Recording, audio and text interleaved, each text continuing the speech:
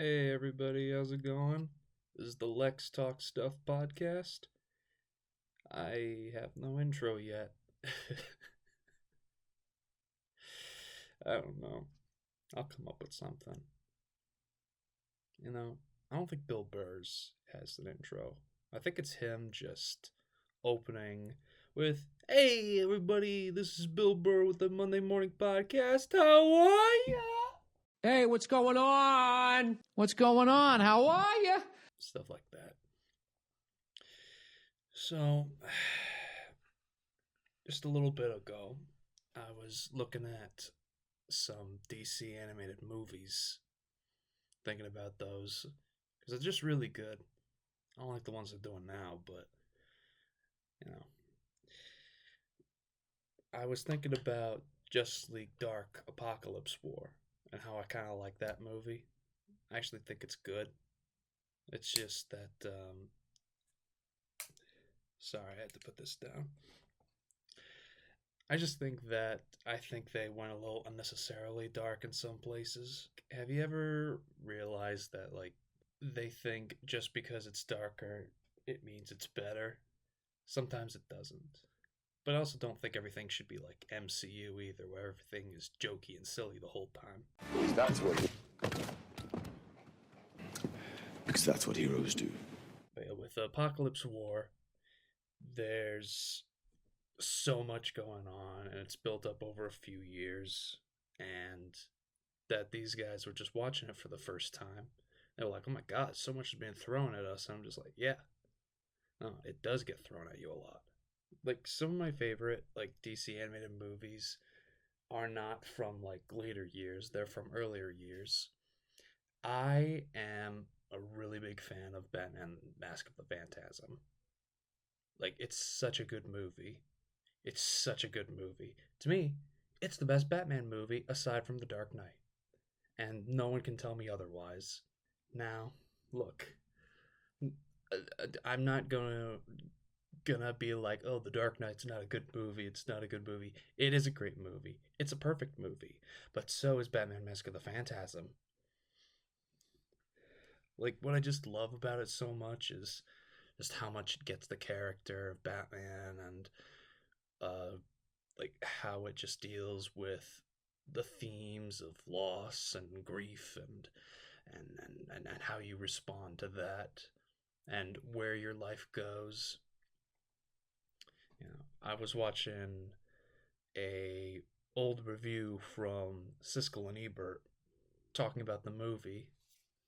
They reviewed Mask of the Phantasm only a couple years after it came out, and they said like, "Well, you know, we saw Batman Forever, and then we were like, oh wait, wasn't there like an animated movie a couple years ago?" And then we rewatched it and we're like, oh, this is actually much better than what's currently going on in theaters. Don't tell my girlfriend that. She loves Batman Forever for some reason. It's not as bad as I remember, but still. Can I persuade you to take a sandwich with you, sir? I'll get drive-through. With Mask of the Phantasm, like they loved the medium, like they love animation. Like Siskel and Ebert were like, like kids can see this, but I also think that a lot of adults can see this too and not feel like they're being talked down to. And I agree. They did not like the Joker's voice. And I was like, are you freaking kidding me? They said it's not as good as Jack Nicholson or even Cesar Romero's. And I'm like, I love both those guys, but come on, Mark Hamill's the best. He's the best Joker hands down. Although a lot of people really love Heath Ledger, and quite a few people love the Batman, the cartoon, not the new movie, and talk about Kevin Michael Richardson's take on the Joker. And I wasn't crazy about it at first, and then I really grew to love it. The thing about the Batman cartoon is it really, really tried to do its own thing. Like, instead of just doing everything that Batman the Animated Series did, they just tried different things. Like, and there were a few villains that they didn't get around to. They didn't do Ra's al Ghul. They didn't do Scarecrow. They didn't do Mad Hatter, and they didn't do Two Face. The person that filled the Two Face role was Ethan Bennett, who was a friend of Bruce Wayne's, that became Clayface in that universe. I also love the design of Mr. Freeze in the Batman cartoon. I also love his voice, Clancy Brown. He's always awesome. And that design where he's like in sort of a mech suit and has the ice just covering his face. It's just really cool. I just don't like that he's treated as more of like a one note bad guy. Like he's a jewel thief that has a semi sick wife and dealing with all of that. And in an accident, he gets turned into Mr. Freeze. And then he wants to rule Gotham with ice. And his wife is not even mentioned much in his first episode. I'm just like, okay. Also, Catwoman's costume in that show looked a little weird. Like it looked like she was a chihuahua. That's what her ears looked like. She looked like a freaking chihuahua. But so yeah, no, I thought that show was really good, really fun. And I encourage anyone that's listening to go ahead and watch it. Presidential elections coming up in a few months. God. I mean, seriously, are these the only two candidates that we have? Is this the best America has to offer? If this is the best America has to offer, I'm gonna go to Switzerland. It actually seems very nice there. Or even Sweden. Or the Netherlands. I hear they're very nice in the Netherlands.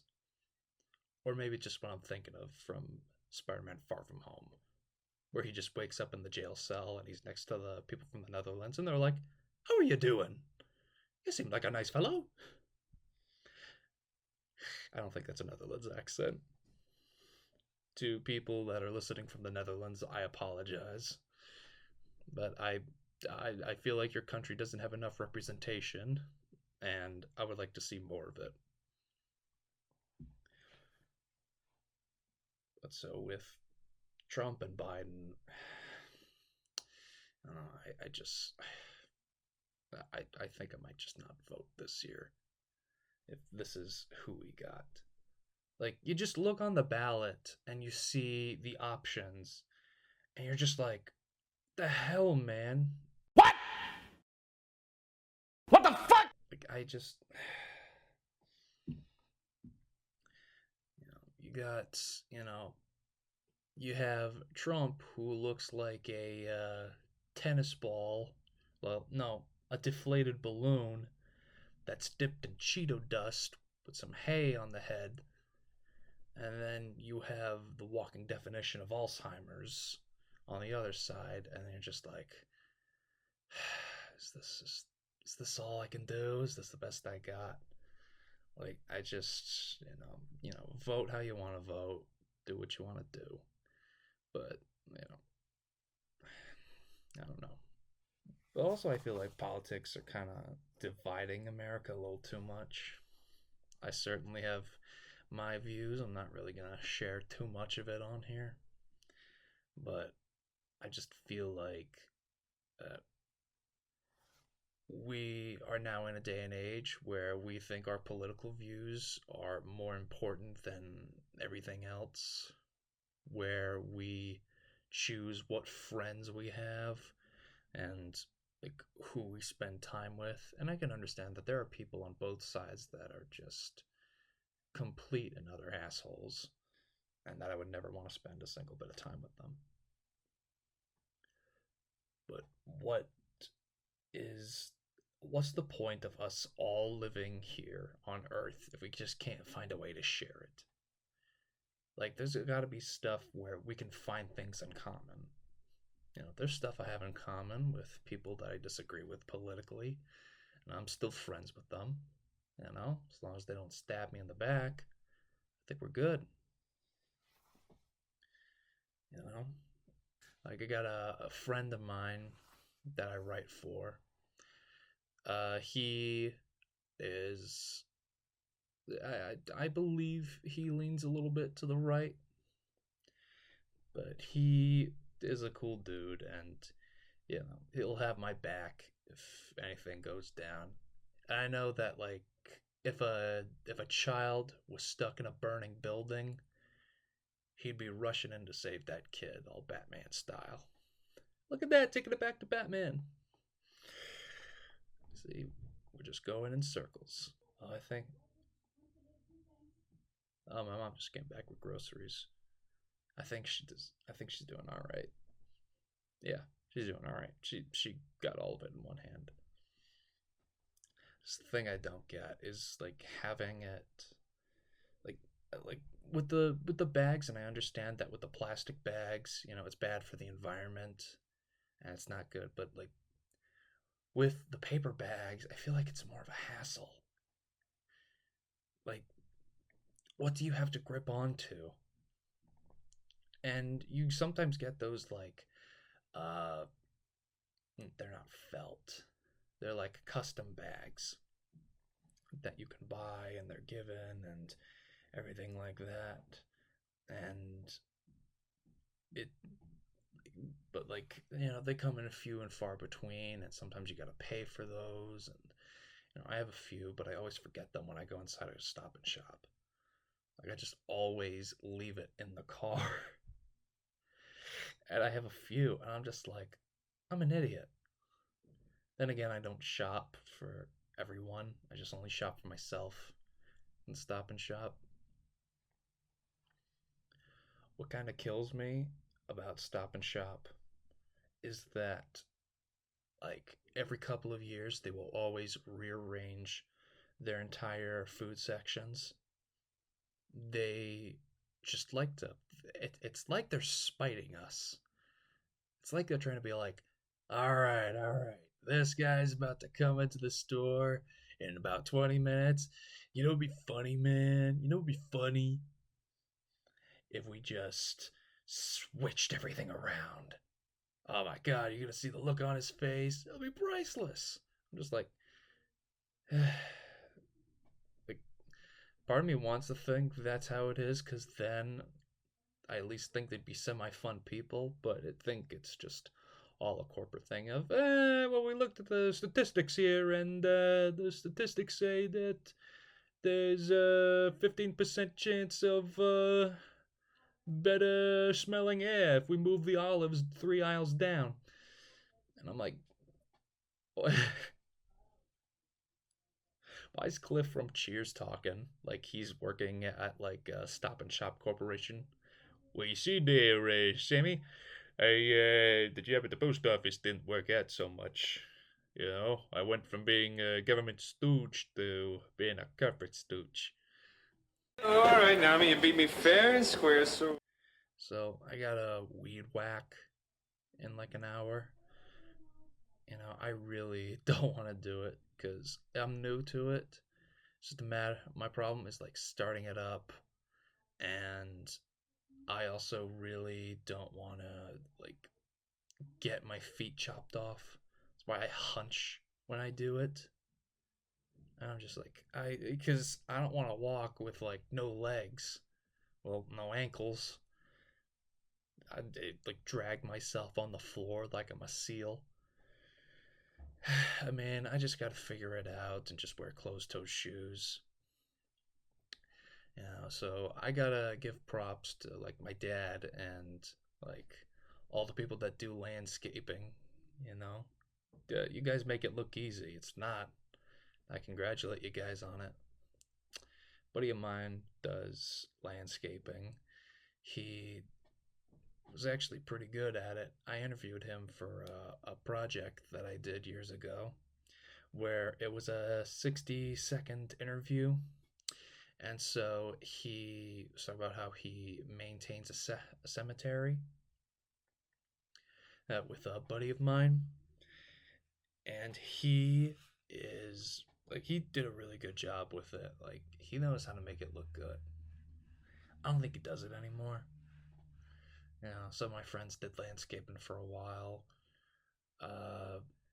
another friend of mine, I think he used to do some of that, and now I think he works on boats. Like he works on like electrical engineering on boats. And I'm like, that's a cool ass job. But, I gotta talk to him. It's been a while since I've seen him. He's got a kid now. So many people I know are having kids. I got a couple friends from high school that are having kids. I'm just like, we graduated high school 5 years ago. 5 years ago. We were graduating. We walked the stage. We sat in the blazing sun. It was so boiling out. I was just like, oh, God almighty. Like, my high school graduation was not fun. It was speech after speech after speech after speech. We were hot, sticky. We couldn't wear shorts. We all had to wear long pants. We're sitting in the blazing sun. It was just the worst. And for some reason, the band was playing the Lion King soundtrack. It's a really good soundtrack, but I'm also like, if I'm going to be stuck out here for a few hours while all of you guys are patting yourselves on the back for us barely passing graduation, entertain us, Get the band and the chorus together and do Duel of the Fates. Like, how awesome would that have been? Doing the bum bum ba da bum bum ba da bum bum ba da bum.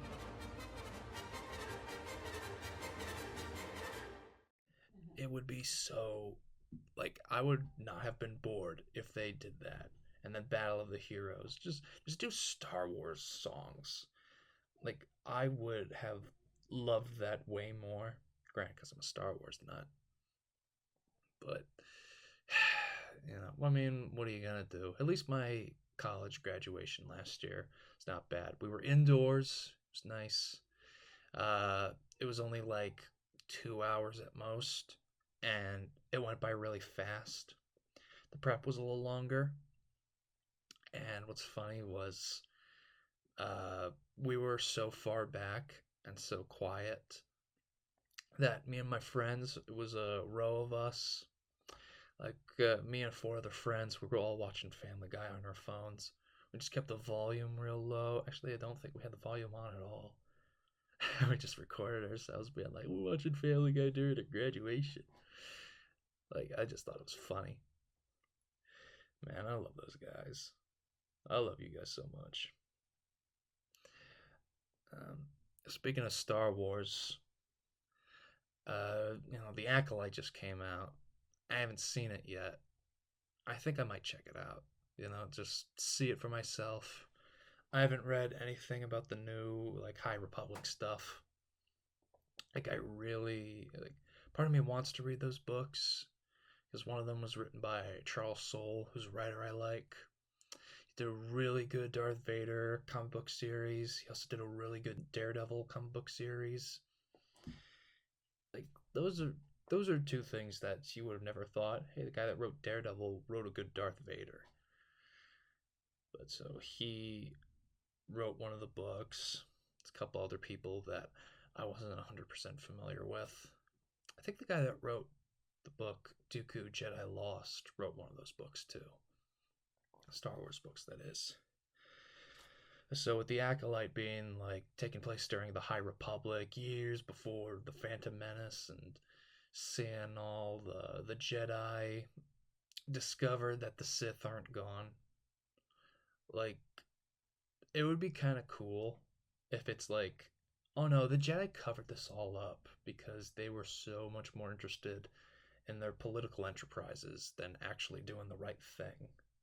Like, if they go for that angle, that would be fun. Otherwise, it's just lazy, where it's like, conveniently slipped. And, like, if it's not obvious for them that they're like, oh, we totally forgot. Like, if something like that, where they clearly know, but they're not saying anything, I think would make it cool. People are saying like, oh, they're retconning Phantom Menace. I'm like, well, guess what? Star Wars is just one big retcon. Like, I do not even think 100% that Vader being Luke's father was part of the big plan. I think part of George Lucas wanted it to be like Alec Guinness. Obi-Wan Kenobi was the bad guy. Luke, I killed your father because he stole my chocolate. I guess that's the motivation. I don't know. But yeah, like Star Wars is just one big retcon. There's the Vader stuff, which you could interpret it as George Lucas planned it out or didn't. The next movie with Leia being Luke's sister, that was definitely not planned. That was a last minute change. And then going to Phantom Menace, Alec Guinness originally said in Empire, "The Jedi that trained me was Master Yoda. That Yoda was my teacher. You may find him on Dagobah." And yet when we see him, he's trained by Qui-Gon Jinn, who I really love, but that is a counter to that. And then we get to Attack of the Clones, where it's like, oh yeah, Aunt Beru and Uncle Owen are not related through blood, they're related through marriage of Anakin. I may have gone too far in a few places. Which is not a huge deal. Like, okay, fine. But and then the third movie where Anakin is becoming Vader and Padme dies. Like I think originally there was supposed to be a scene where like Leia, Padme lived for a couple of years and then died, and Leia remembers looking at her mom.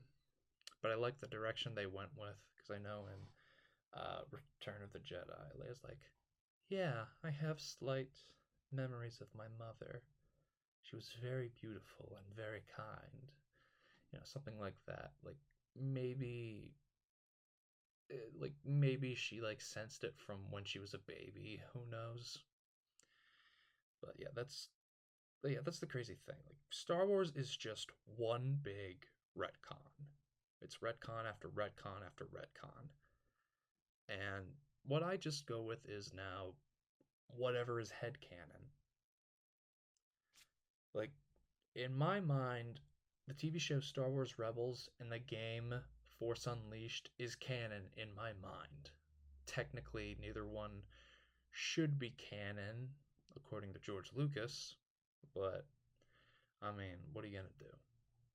People who always say, like, I want it the way George always intended it. So, none of the extended edition, the extended universe books. And they're like, no, but I love those. I was like, well, George doesn't think those are canon, and you said you go by whatever George says and does. You sure about that? And it's like, yeah, that's what I thought. So don't claim that you're a George Lucas purist and don't actually mean it, unless you know those facts. I mean, that's really all I have to say today. This is me just kind of figuring it out. And if it all works out well, we'll be having all this on YouTube and Apple Podcasts when I get the chance. So I'll try to come up with an intro, put some sound bites in here. Like I might just add a random sound bite in here. Alright, well, this is the Lex Talk Stuff podcast. Hope you guys are enjoying your Sunday morning. And I'll see you around. Bye-bye.